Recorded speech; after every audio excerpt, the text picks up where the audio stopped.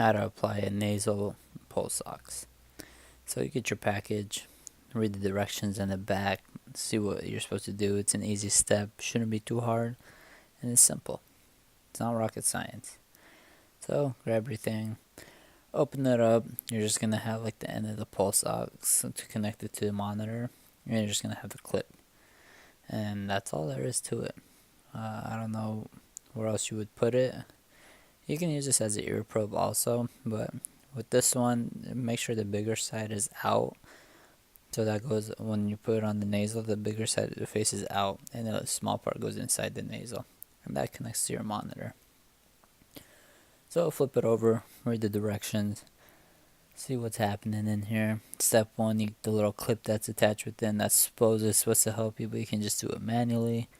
And then you clip it on, and look at this guy's all happy and stuff. I don't think any patient's going to be happy you're going to be placing this on there. See? And that big side, and that's the part that goes on the outside, and you can wrap it around the ear, which is a good idea too, so it doesn't get disconnected or anything. Look at this guy all smiling and stuff, but nobody's going to be like that.